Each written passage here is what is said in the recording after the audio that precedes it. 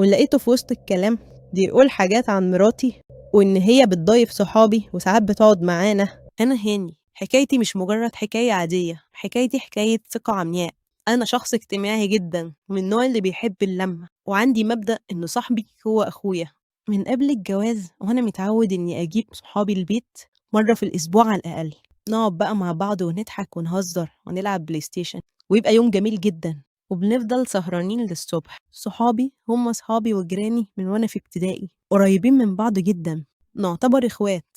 حتى اهالينا يعرفوا بعض كويس قوي. ومش هخبي عليكم، رغم ان احنا صحاب وجيران والاهالي بيحبوا بعض جدا، الا ان امي كانت ساعات بتتضايق من وجود صحابي في البيت، خصوصا ان انا عندي برضه اخوات بنات. وخصوصا لما انا وصحابي كبرنا شويه وبقينا شباب، كانت دايما تقولي بلاش صحابك يجوا البيت، انزلوا اقعدوا على القهوة أو انزلوا اخرجوا. بس احنا كنا بنحب نقعد في البيت ونقعد نلعب. أمي ساعات كتير كانت بتعدي لأن هما كانوا بيجوا لي يوم واحد في الأسبوع، وكمان إخواتي يعتبروا أطفال. ولما جيت أتجوز صحابي وقفوا معايا في كل حاجة، زي ما أنا كمان وقفت معاهم في جوازهم. كنا إخوات وأكتر من الصحاب، لدرجة إن خطيبتي سلمى خدت بالها من كده وقالت لي أنا بحب علاقتك بصحابك جدا، بجد ربنا يخليكم لبعض، انتوا بتقفوا جنب بعض زي الاخوات. انا كان نفسي ان انا وصحابي نبقى كده زيكم. كنت بتبسط قوي من كلامها. كنت دايما اقول لها احنا اخوات واكتر من الاخوات. لحد ما اتجوزت انا وسلمى، وبعد الجواز كنت محتار قوي ومش عايز اي حاجه تاثر على علاقتي بصحابي واخواتي. ما هو مش عشان اتجوزت ابعد عنهم وما نتجمعش تاني ونقطع بعض بقى، بس في نفس الوقت خفت اجمعهم في البيت ومراتي تتضايق. ففي اول الجواز كنت انا اللي بروح لهم ونتجمع في بيت واحد فيهم، عشان احنا بنحب نقعد مع بعض وما بنحبش نقعد في القهوه، بنحب نقعد نلعب بلاي ستيشن ونقعد على راحتنا. وبعد 6 شهور جواز بقيت أدخلهم بيتي عادي، لأن بصراحة شغلي صعب جدا وبرجع مهدود ومش قادر أروح لحد. فقلت هم يجولي أحسن، وفي نفس الوقت عايزة أقعد معاهم، وكنت شايف إن ما فيهاش حاجة يعني، دول إخواتي. وكانت مراتي مش متضايقة لأنها كانت فاكرة إنهم هيجوا يوم أو يومين وخلاص. لكن لما لقيت إن كل أسبوع بيجوا مرة أو مرتين يقعدوا معايا، حست إنها متضايقة ومتأيدة في بيتها، مش عارفة تاخد راحتها خالص في البيت، رغم إني باخدهم في أوضة ونقعد مع بعض ونقفل على نفسنا وما بيشوفوهاش أصلا، ما بيتحركوش من مكانهم خالص. فكانت لما هم يجوا البيت بتنزل تروح لمامتها وتقعد معاها لحد ما يمشوا. بس ده كان بيضايقني أنا، لأن أنا متعود في بيت أهلي إن أمي بتضايف صحابي وبتعمل لهم أكل وعصاير وبنقعد مع بعض بنبقى مبسوطين قوي. فبقوا لما يجولي ما لاقيش حاجة أقدمها لهم، ونفضل قاعدين كده وبنبقى زي في المطبخ قبل ما تنزل تروح لمامتها. وساعتها مراتي ردت وقالت لي أنا ماليش دعوة بالكلام ده، مش كفاية إني هنزل مخصوص عشان هم جايين البيت وهيقعدوا كمان عايزني أخدمهم؟ والله بقى عايزين حاجة ينزلوا اشتروها من تحت، أنا ماليش دعوة. وخد بالك الوضع ده أنا مش هستحمله كتير. ومشيت وسابتني وراحت لمامتها، وأنا استمريت في اللي بعمله. كنت بتجمع مع أصحابي في البيت كل أسبوع لحد ما عدى 3 شهور على الحال ده. وحصلت حاجة ما كنتش أتوقعها أبدا من صحابي. في مرة قابلت واحد صاحبنا ما كنتش شفته من زمان، وقفت أتكلم معاه، وفي وسط الكلام لقيته بيقول لي أنا سمعت من كريم إن أنتم لسه بتتجمعوا وإنهم بيجولك البيت. قلت له بصراحة احنا بنحب نتجمع ونقعد نلعب بلاي ستيشن كده براحتنا. ولقيته في وسط الكلام بيقول حاجات عن مراتي وإن هي بتضايف صحابي وساعات بتقعد معانا وكلام كتير كده، كله كلام مش حقيقي، ما بيحصلش أصلا. قلت له أنت جبت الكلام ده منين؟ كنت منفعل جدا. لقيته غير الموضوع. قلت له هو أصحابي هم اللي قالوا لك كده؟ قال لي بصراحة اتضايقت قوي وسبته ومشيت، ورحت لأصحابي وواجهتهم بالكلام ده. قالوا لي ده طول عمره كذاب، انت برضه هتصدقه؟ يعني احنا هنطلع اسرار بيتك وهنقول كلام ما حصلش؟ لا طبعا، احنا ما نقدرش نعمل كده، طول عمرنا اصحاب واخوات، بلاش الشيطان يدخل بينا. هو طول عمره بيغير اننا بنتجمع مع بعض ومختلفين معاه وما بنقولهوش يجي يقعد معانا. المهم رجعت البيت وانا متضايق قوي ومش عارف مين اللي بيقول الحقيقه ومين اللي بيكذب. وقررت في الاخر ان خلاص ما عدتش هجيب صحابي البيت تاني حتى لو هما كويسين. وفي الوقت ده حسيت فعلا ان مراتي مرتاحه جدا للقرار ده. بس اللي حصل بعد كده محدش يتوقعه. بقى كل ما صحابي يخبطوا عليا اتحجج بأي حجة. مرة أقول لهم أصل مراتي تعبانة ومش هينفع نقعد في البيت، ومرة أرد عليهم لما يتصلوا بيا وأقول لهم لا إحنا أحسن لنا نتجمع على القهوة عشان زهقت وبقيت أحس بملل. لحد ما فهموا من نفسهم إني خلاص ما بقيتش حابب إنهم ييجوا يسهروا عندي في البيت. أما بالنسبة لحياتي أنا وسلمى كانت تبان مستقرة وأفضل من الأول، بس لاحظت إنها كوّنت حياة أنا مش موجود فيها، حياة بعيدة عني، بقى في بيننا حواجز، أحس إنها شايلة في قلبها حاجات مش عايزة تقولها لي، ده غير إنها بقت بتتبسط مع ناس غيري زي صحابها وبتخرج معاهم، كمان بقى لازم إنها تروح لمامتها يومين في الأسبوع، فبقينا نقعد مع بعض معظم الوقت ساكتين وبقينا نحس إننا أغراب عن بعض، أكننا محتاجين نتعرف من الأول وجديد.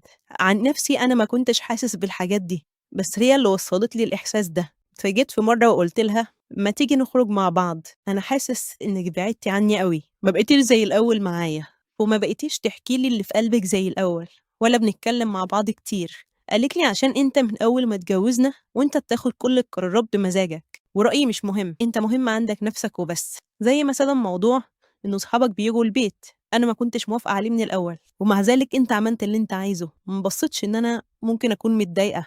أنا اكتشفت إن أنا ما كنتش أعرفك كويس. بصراحة كلامها ضايقني وقلت لها إني خلاص عرفت غلطتي وخلينا نرجع نقرب لبعض من تاني. ردت باستهتار وقالت لي آه طبعا يا ريت، المهم إن أنا قررت إني أكون في حياتها من جديد وأكون إنسان تاني، بقيت أهتم بيها وأجيب لها هدايا وأخرجها، لكن برضه كنت حاسس إن في حواجز ما بينا. لحد ما جه يوم كنت مسافر مأمورية يومين تبع الشغل، وقبل ما أسافر وصلتها عند مامتها على أساس إنها هتقعد هناك لحد ما أرجع، وبعدها سافرت. ولما وصلت الفندق طلعت أوضتي ونمت للصبح، ولما صحيت فتحت الموبايل والغريب إن لقيت حاجة ما كنتش أتوقعها، لقيت إن أبليكيشن التلاجة بعت لي تنبيهات كتير جدا لأني لما جيت اتجوزت جبت الأجهزة كلها سمارت، وكانت التلاجة بتاعتنا فيها كاميرات عشان لو حد مش في البيت وحصل عطل أو مس كهربي أو باب التلاجة مفتوح يبعت لي تنبيهات. المهم بسبب التنبيهات دي فتحت لايف عشان أشوف في إيه في التلاجة وهل الباب مفتوح ولا في مشكلة. المهم فضلت قاعد على اللايف فترة، وبعد شوية لقيت باب التلاجة اتفتح ولقيت سلمى مراتي واقفة هي وكريم صاحبي ومعاهم تورتة كبيرة وكانت بلبس البيت. طبعا اتصدمت جدا ومبقتش مصدق اللي أنا شايفه، وكان باين عليها إنها بتخوني معاه. فتحت سجل الكاميرا ولقيت حاجات فظيعة واكتشفت إن كريم كان بيجي وبقاله فترة بيجي أكتر من مرة. قطعت السفرية ورجعت البيت بسرعة، وعلى ما وصلت كان عدى ساعتين. طبعا كريم كان مشى، ولما فتحت الباب لقيت سلمى لوحدها في الشقة. جبتها من شعرها وخدتها في المطبخ قدام التلاجة وفتحت الابليكيشن قدام عينيها وقلت لها ببرود تقدري تفهميني ايه ده؟ كريم كان عندك بيعمل ايه في غيابي؟ وفضلت اضرب فيها وهي قعدت تصرخ. قلت لها حرام عليكي، هو انا قصرت معاكي في ايه عشان تعملي كده؟ البيت كان ناقصه ايه عشان ترمي شرفي وشرفك تحت رجل واحد زي ده؟ ردت عليا ببرود وقالت لي البيت كان ناقصه راجل يا هاني، انت فاكر انك لما توقف اللي كنت بتعمله بقالك سنة وتمنع صحابك ان هم يجوا البيت انك كده قفلت الباب؟ للأسف يا هاني انت انسان مغفل، خليت صحابك يسيطروا على حياتنا. حد منهم بيعمل زيك وبيجيب صحابه البيت؟ لا، حتى لما بتروح لهم بتقعدوا في بيت أهل حد فيهم، بيت عيلة، لكن محدش بيجيبك في بيته هو ومراته عشان ده الصح وده اللي المفروض يحصل. أنا أصلا كنت عارفة إن اللحظة دي هتيجي. قلت لها يعني أنتِ مش ندمانة؟ قالت لي الندم ده للي بيغلط وأنت كنت تستاهل. يلا وريني هتعمل إيه بقى، هتطلقني؟ يبقى أحسن برضه. رجعت بيت أهلي وأنا مخنوق قوي ومش عارف أعمل إيه، وحسيت إني فعلا كنت غلطان من الأول وإن كل اللي حصل ده بسببي، أنا اللي محافظتش على بيتي. ما كانش لازم صحابي يدخلوا البيت أبدا مهما كان. استنيت كام يوم كده لحد ما أهدى وأشوف هعمل إيه، وبعدها نزلت رفعت قضية على مراتي إنها على علاقة بكريم صاحبي، وده عشان آخد حقي منهم. مش بس كده، ده أنا كمان رحت لكريم الشغل وعملت له فضيحة كبيرة قوي، وبعدها أجرت ناس يضربوه وهو راجع من شغله. وبسبب التوتر والشوشرة اللي حصلت اتفصل من الشركة في خلال أسبوع. وطبعا طليقتي رجعت لأهلها وأنا خدت الشقة وخلاص كده خلصت منهم هما الاتنين. للأسف خسرت مراتي وخسرت صاحب عمري بسبب إني قربتهم من بعض بشكل غير مباشر وجمعتهم في مكان واحد. أنا اتخدعت من كل اللي حواليا، وعشان كده عايزة أقول لكم ما تثقوش في أي حد مهما كان. للأسف أنا عرفت إن أنا كنت غلطان من الأول، كان لازم أحافظ على حرمة بيتي ما أدخلش حد غريب، لأن مهما كانوا الناس كويسين وبتثق فيهم ممكن في ثانية الثقة دي تتهد. ودي كانت حكايتي، يا ريت تتعلموا منها، ولو حد عنده حكاية يكتبها لنا في التعليقات. والسلام عليكم ورحمة الله وبركاته. اتجوزت في بيت عيلة وحماتي ساكنة في الدور اللي تحتي زي بنات كتير قوي. من أول يوم جواز وأنا عايشة في مرار من يوم الصباحية، وحماتي مش سايباني في حالي. الساعة 6 الصبح فضلت تخبط على الباب، وأنا وعصام جوزي كنا نايمين ومش سامعين أي حاجة. وبعد حوالي نص ساعة صحيت على موبايلي بيرن، وكانت حماتي. رديت عليها وأنا عايزة أنام مش قادرة. لقيتها بتقولي: كل ده نوم؟ أنا بخبط عليكوا بقالي ساعة، محدش بيفتح ليه؟ قلت لها: معلش يا طنط، اصل احنا نايمين والله ولسه الوقت بدري.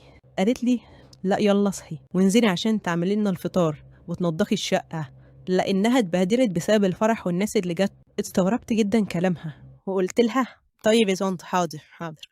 وطبعا طنشتها ونمت. وبعد حوالي ربع ساعة رجعت تخبط على الباب تاني، وطبعا أنا ما قمتش فتحت لها لأن الساعة كانت حوالي 7 الصبح وأنا وجوزي كنا نايمين. فضلت تخبط كتير لحد ما مرة واحدة الخبط وقف. قلت في نفسي أكيد نزلت بقى، وحاولت أكمل نوم. لكن اتصدمت لما لقيتها فتحت باب الأوضة علينا ووقفت قدامي، وبكل جراءة قالت لي: إيه مالك اتخضيتي كده؟ أنا زي مامتك يا حبيبتي. قلت لها: أيوة يا طنط، بس ماما ما بتعملش كده، دي خصوصية.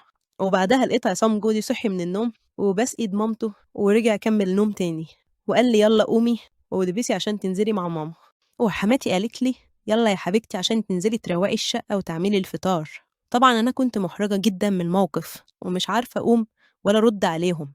وبعدها حماتي نزلت على شقتها وأنا قمت وأنا مش طايقة نفسي، وفضلت أتخانق أنا وعصام وقلت له: إزاي مامتك تدخل علينا الأوضة كده؟ هي دي الخصوصية اللي أنت قلت لي هتبقى موجودة بعد الجواز؟ أنت قلت لي إن إحنا هنبقى في شقة ومامتك في شقة ومحدش ليه دعوة بالتاني، وقت ما أحب أنزل أنزل ولو مش عايز أنزل خلاص. قال لي: معلش، أوعدك إن أنا هتكلم معاها، بس عدي اليوم النهاردة من غير مشاكل ونكد، دي أمي برضه، حاولي تسمعي كلامها. قلت له: أسمع كلامها ليه؟ أنا المفروض أسمع كلامك أنت، أنا دلوقتي متجوزاك أنت مش متجوزة مامتك. وفضلنا نتخانق أنا وهو، وساعتها حسيت إن هو فعلا شخصيته ضعيفة وإن خلاص أمه هي اللي هتمشي البيت من هنا ورايح. قعدت لوحدي على جنب وقعدت أعيط وحسيت بالندم من أول يوم جواز. أنا ولاء، عندي 28 سنة، اتجوزت عصام بسبب إني اتأخرت في الجواز، وده من وجهة نظر المجتمع ومن وجهة نظر أهلي، لأني عديت ال25. أنا بنت عادية جدا وجميلة، بس ما كانش حد بيتقدم لي ولا حد شايفني خالص، وكان ده من غير سبب. لحد ما أمي بقت تكلم قرايبنا وتكلم الجيران وصحابها عشان لو حد عنده عريس يعني أنا موجودة. لحد ما واحدة صاحبتها قالت لها إنها عندها عريس ابن واحدة جارتها وإنها عارفاهم كويس وإنهم ناس محترمين، والعريس ده بقى عصام جوزي حاليا. وجه فعلا عصام وتقدم لي هو وأهله، وقعدت معاه أكتر من مرة قبل الخطوبة. وللأسف ما كنتش حاسة إنه ده الشخص اللي أنا المفروض أرتبط بيه، كنت حاسة إنه شخصيته ضعيفة وكلامه قليل، وعلى آخر لحظة كنت خلاص هرفضه. وفعلا قلت لأهلي إن أنا مش عايزة أتجوزه، لكن أهلي صمموا إني لازم أتجوزه عشان ده الشخص الوحيد اللي اتقدم لي، وإن أنا لو قعدت أكتر من كده هعنس. وبصراحة فكرة العنوسة بالنسبة لي كانت صعبة جدا، كنت بتضايق جدا لما ألاقي كل اللي حواليا اتجوزوا واتخطبوا وهم أصغر مني في السن، وعشان كده اضطريت أوافق. لكن حطيت شروطي أنا وأهلي، وقلنا إن مادام هنسكن جنب بعض أنا وحماتي يبقى كل واحد في شقته، وإن أنا أنزل وقت ما أحب وأطلع وقت ما أحب، وإن أنا مش ملزمة إن أنا أخدمها. وفعلا حماتي وافقت على الكلام ده، هي وعصام. وطبعا ده كان مجرد كلام عشان بس يتمموا الجوازة، وزي ما انتوا شفتوا من أول يوم جواز وهي ممررة حياتي. المهم مسحت دموعي وعديت الموقف اللي حصل ونزلت لحماتي، لقيتها بتقولي: مالك عينك حمرا كده، انت كنتي بتعيطي ولا ايه؟ انت حد مزعلك؟ قلت لها: لا لا طبعا مفيش حاجة. قالت لي: طب يلا، عندك سجادة عايزة تتغسل، اتوسخت من فرح، وعمل لنا الفطار بقى وخبز لنا رغيفين كده عشان نفطر بيهم. فضلت أعمل اللي هي قالت عليه واشتغلت حوالي 4 ساعات ويمكن أكتر. وللأسف ده بقى الحال كل يوم، بقيت كل يوم أنزل لها أنظف وأعمل الفطار وأعمل الغدا ومحدش بيساعدني. حتى أخت جوزي كانت بتبقى قاعدة وما بتساعدنيش في أي حاجة خالص.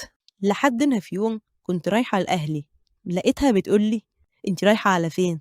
قلت لها: رايحة أقعد عند ماما يومين كده ولا حاجة. وقلت لعصام وهو عارف وقال لي: ماشي مفيش مشكلة. قالت لي: لا يا حبيبتي، انت تروحي تقعدي عند مامتك كام ساعة كده وبعدين ترجعي، احنا ما عندناش ستات بتبات بره بيوتها.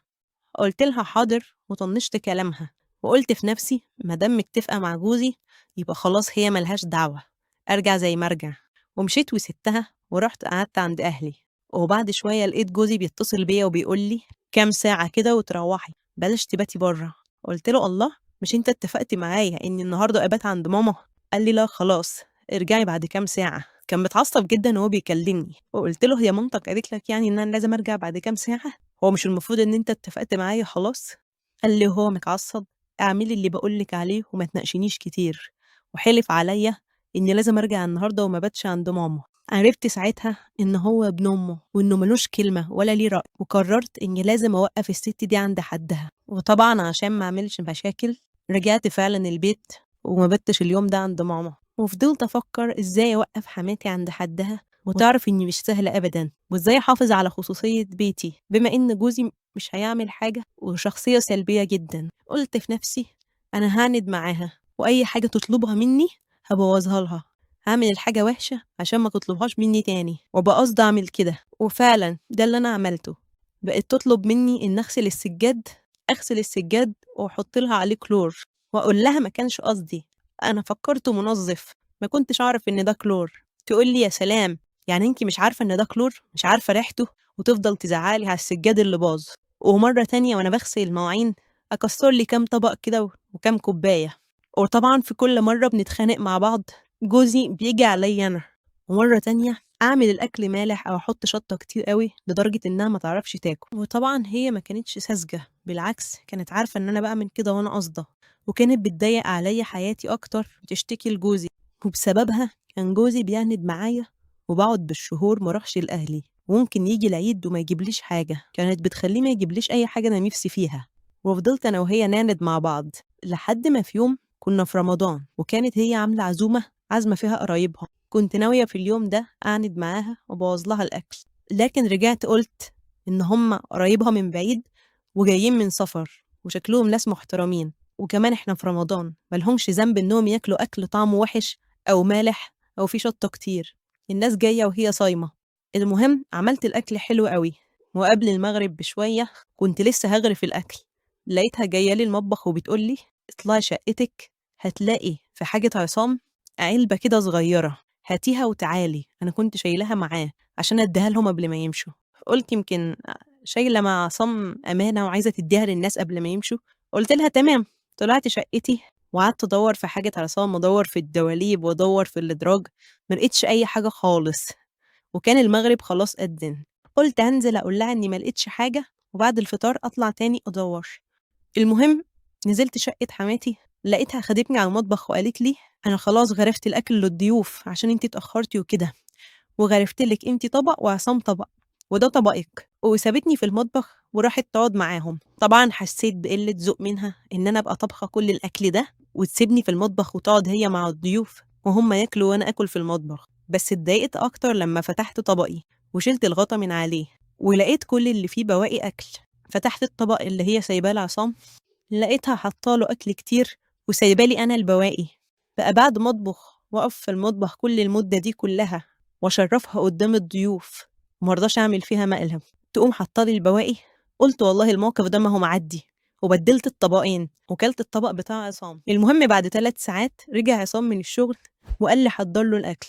رحت جبت له الطبق اللي هي كانت سايبهولي، ولما عصام شال الغطا من الطبق اتصدم وقال لمامته ايه ده؟ جت حماتي تشوف الطبق قالت لي ايه ده، انا مش قلت لك ان ده طبقك والطبق التاني بتاع عصام؟ قلت لها وهي تفرق في ايه يا حماتي، الاتنين اطباق والاتنين فيهم اكل ولا ايه؟ انا فكرتك حطلنا زي بعض.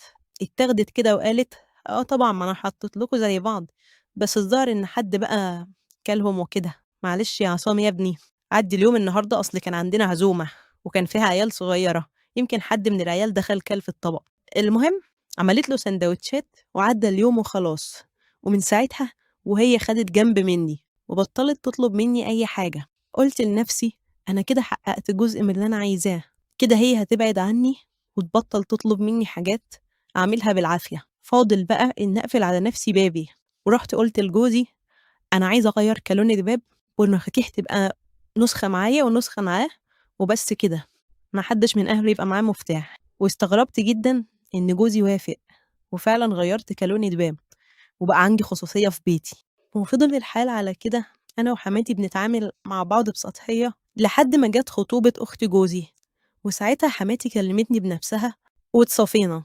قلت ما جراش حاجة، أروح أساعدهم برضو وأقف جنبهم. وفعلا بقيت أجهز معاهم للخطوبة ونضف الشقة وانزل مع أخته نجيب الحاجات اللي ناقصة، وكمان كنت معاها وهي بتختار فستان الخطوبة لحد ما جه يوم الخطوبة وكنت معاها زي ما أكون أختها.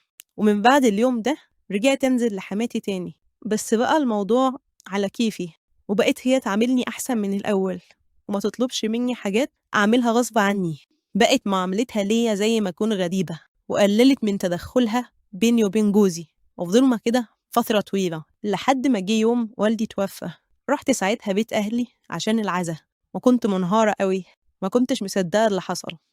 وفضلت قاعدة حوالي أسبوعين عند أهلي، وكان عصام جوزي بيروح ويجي عليا ويقعد معانا. لكن اتصدمت لما ما لقيتش أي حد من أهله بيكلمني ولا بيعزيني، ولا حد منهم إجا، لا حماتي ولا أخته ولا أي حد من سلايفي. محدش منهم كلمني خالص، ولا حد منهم كلف خاطره إنه يجي.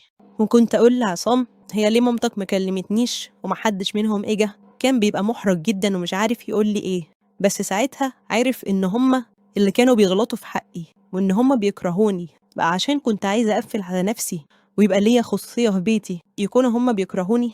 هو مش ده المفروض حقي؟ هو أنا لازم أخدم عيلة جوزي عشان أبقى إنسانة كويسة وأصيلة؟ ما ينفعش أبقى قاعدة في شقتي ومقفول عليا بابي؟ المهم إن عصام راح وواجه أمه وقال لها هي ليه ما جيتش تعزيني؟ ساعتها قالت له عادي كلنا هنموت، وهي من الأول بعدت عننا، هي شايفة كده فخلاص خليها بقى لوحدها. دي حتى مشيت وراحت عند أهلها من غير ما تقول، وسايبالي البيت جايث. وخليك انت ماشي وراها مادام انتوا مرتاحين كده، احنا لا هنكلم حد ولا هنروح لحد. وقبل ما ارجع شقتي قلت لعصام ان انا مش عايزة حماتي تعرف عني اي حاجة خالص، ولا يقول لهم انا بعمل ايه ولا رايحة فين ولا جاية منين، وان اي حاجة بينا تفضل بينا احنا بس، بما انهم بيكرهوني وخلاص مش عايزين يتعاملوا معايا تاني. وفعلا رجعت شقتي وقفلت على نفسي بابي، ماليش دعوة بحد خالص. لأ، وبعد ما رجعت شقتي بكام يوم لقيتهم بيحتفلوا في شقة حماتي بفرح أخته وعاملين حنة ومبسوطين. لأ، والبجاحة إن حماتي كمان اتصلت بيا عشان أجي أحتفل معاهم، كل هدفهم إن أنا أخدمهم. وعدى وقت كبير وحماتي صحتها تعبت وبقت عايزة اللي يخدمها، وسلايفي وأخت جوزي كلهم ساكنين بعيد ومفيش غير أنا اللي ساكنة فوقيها.